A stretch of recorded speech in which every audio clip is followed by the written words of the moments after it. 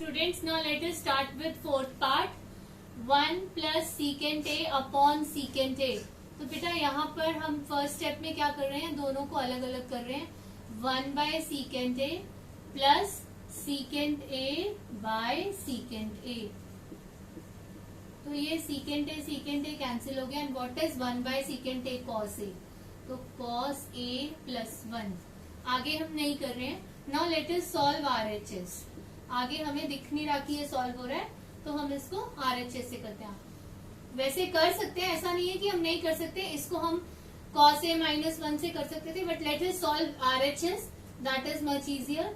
RHS is sin square a by 1 minus cos a. Now I can write sin square a as 1 minus cos square a by 1 minus cos a. अब हम जो है numerator में a square minus B square में के form में हो गया, तो 1 minus cos A 1 plus cos A by 1 minus cos A. तो ये कट गया, तो we are left with 1 plus cos A. So हमारे पास लेफ्ट हैंड साइड और राइट हैंड साइड दोनों की वैल्यू सेम आ गई. So LHS is equal to RHS. Come to the fifth part. It says cos a minus sin a plus 1 upon cos a plus sin a minus 1 is equal to cosecant a plus cot a. Now beta, now let us solve the LHS. इसका जो first step है वो आपने याद कर लेना बेटा. किसी किसी क्वेश्चंस में हमें कोई पॉइंट्स याद करने होते हैं. तो यहाँ पर फर्स्ट स्टेप क्या है, divide numerator and denominator by sine A. Divide numerator and denominator by sine A. तो बेटा जब हम अब मैं क्या कर रही हूँ, जब मैं न्यूमरेटर को डिवाइड कर रही हूँ तो मैं हर एक टर्म को करूंगी. तो minus sine a by sine a plus 1 by sine a whole upon denominator की भी हर टर्म को करना होगा. Cos A by sine a plus sine a by sine a minus 1 by sine a. Now I am writing this. Cos A by sine a cot a minus 1 plus cosecant a upon cot A plus 1 minus cosecant a. Because 1 by sine A cosecant a, यहां से sine sine cut जाएगा, 1 आएगा. Cos A by sine a cot a. अब हम denominator को बिल्कुल touch नहीं करेंगे. हम न्यूमरेटर को क्या करेंगे, पहले मैं इसे ऐसे लिख रही हूं बेटा. कोसेकेंट ए पहले लिखा है मैंने प्लस कॉट ए, और ये जो माइनस 1 है, 1 को मैं इस तरह से लिख रही हूं. Cosecant square A minus cot square A. आपको पता है कि एक आइडेंटिटी है 1 plus cot square A is equal to cosecant square A. अगर मैं कॉट स्क्वायर ए को उधर ले जाऊं तो cosecant square A minus cot square ए क्या होता है, 1 होता है. तो इसलिए मैंने यहाँ पर इस 1 को cosecant square A minus cot square A लिखा है.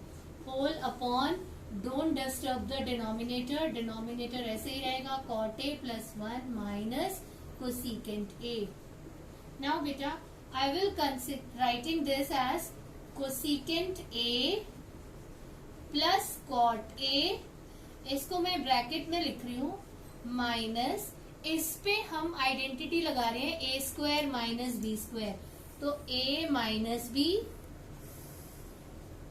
Into A plus B into A plus B. तो cosecant A plus cot a.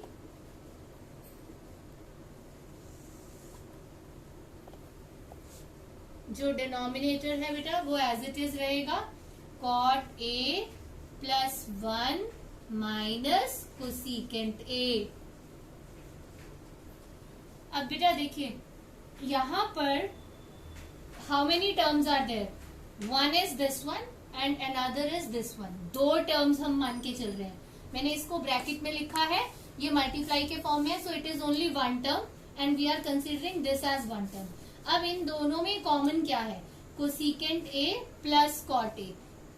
ठीक है, अगर हम cosecant a plus cot a common ले लें तो यहां से क्या बचेगा, वन माइनस यहां से क्या बचेगा, cosecant a minus cot a. So I am writing in on that side.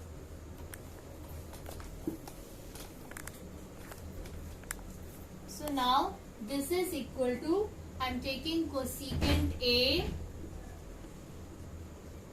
plus cot A common and then 1 is left here, 1 minus cosecant A minus cot A.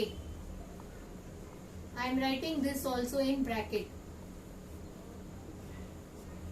Whole upon cot A plus 1 minus cosecant A. Now see here, see the let me write this step again. Cosecant A plus cot A, bracket close. Now because of this minus sign, 1 minus cosecant A, उसके बाद minus minus plus cot A whole upon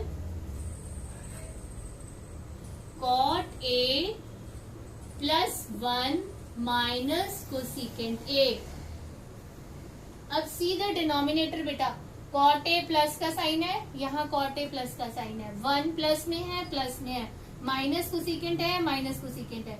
इसका मतलब ये denominator और ये bracket same है, so this can be cancelled. So we are left with cosecant A plus cot A. Most important question of this exercise, ये question और इसके जैसा एक एग्जाम्पल बुक में दिया हुआ है वो, इन दोनों में से एक क्वेश्चन जरूर आता है। Listen to the video again for proper understanding. और ये स्टेप आपने याद रखना है, divide numerator and denominator by sine A. बाकी के स्टेप्स अपने आप करते जाओ।